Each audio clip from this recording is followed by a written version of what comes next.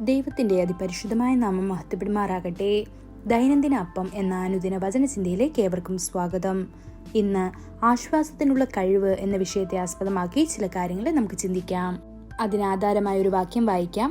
2 കൊരിന്ത്യർ 1:4 ദൈവം ഞങ്ങളെ ആശ്വസിപ്പിക്കുന്ന ആശ്വാസം കൊണ്ട് ഞങ്ങൾ യാതൊരു കഷ്ടത്തിലുമുള്ളവരെ ആശ്വസിപ്പാൻ ശക്തരാകേണ്ടതിന് ഞങ്ങൾക്കുള്ള കഷ്ടത്തിലൊക്കെയും അവൻ ഞങ്ങളെ ആശ്വസിപ്പിക്കുന്നു. നാം ദുഃഖങ്ങളിലൂടെയും പോരാട്ടങ്ങളിലൂടെയും കടന്നു പോകുമ്പോൾ നമ്മുടെ കർത്താവ് നമ്മെ ആശ്വസിപ്പിക്കുന്നു. കൂടാതെ അനേകരുടെ കണ്ണുനീർ തുടയ്ക്കാനും അവരെ ആശ്വസിപ്പിക്കാനും കർത്താവിങ്കിലേക്ക് എത്തിക്കാനുമുള്ള ആശ്വാസത്തിന്റെ പാത്രമാക്കി മാറ്റുന്നു. സഭാപ്രസംഗിയിൽ പ്രസംഗകൻ പറയുന്നു, നോക്കൂ, അടിച്ചമർത്തപ്പെട്ടവരുടെ കണ്ണുനീർ, പക്ഷേ അവർക്ക് ആശ്വാസകരമില്ല എന്ന്. ഇത് സഭാപ്രസംഗി 4:1 കാണാൻ സാധിക്കും. ഇത് പലതവണ ദൈവജനത്തിന്റെ അനുഭവമാണ്. അവരെ ആശ്വസിപ്പിക്കാൻ ആരുമില്ല. അതുകൊണ്ടാണ് കർത്താവ് നമ്മെ ആശ്വാസത്തിന്റെ പാത്രങ്ങളാക്കിയത്. അങ്ങനെ മറ്റുള്ളവർക്ക് ആശ്വാസത്തിന്റെ ഒരു വഴിയാകാൻ നമുക്ക് കഴിയും. മഹാപ്രവാചകനായ ഏലിയാവിന് പോലും ആശ്വാസം ആവശ്യമായിരുന്നു. മന്ത്രിസഭയിൽ അദ്ദേഹം വിഷാദരോഗിയായി. അവൻ ഇസബേൽ രാജ്ഞിയെ ഭയന്ന് ഒരു ഗുഹയിൽ ഒളിച്ചു. ഏലിയാവിന് ആശ്വാസം പകരാൻ കർത്താവ് തന്റെ ദൂതനെ അയച്ചതായി തിരുവെഴുത്തുകളിൽ നാം വായിക്കുന്നു. അവൻ ഏലിയാവിനെ വിളിച്ചുണർത്തി ഭക്ഷണം കൊടുത്തു. അതെ, ആശ്വസിപ്പിക്കാനും ഉറപ്പു നൽകാനും കർത്താവ് തന്റെ ദൂതന്മാരെ അയക്കുന്നു. ശിഷ്യന്മാർ യഹൂദന്മാരെ ഭയന്ന് വിറയ്ക്കുകയും മാളികമുറിയിൽ പൂട്ടുകയും ചെയ്തപ്പോൾ കർത്താവ് അവരെ ആശ്വസിപ്പിക്കാൻ ആഗ്രഹിച്ചു. വാതിൽ പൂട്ടിയിരിക്കുമ്പോഴും ക്രിസ്തു മുറിയിൽ പ്രവേശിച്ച് മുറിവേറ്റ കൈ അവർക്ക് കാണിച്ചു കൊടുത്തു. കർത്താവിന്റെ കരങ്ങൾ അവരെ ആശ്വസിപ്പിച്ചു.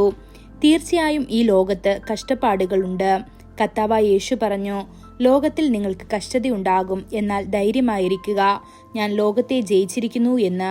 ഇത് യോഹന്നാൻ എഴുതിയ സുവിശേഷം 16:33 കാണാൻ സാധിക്കുന്നു.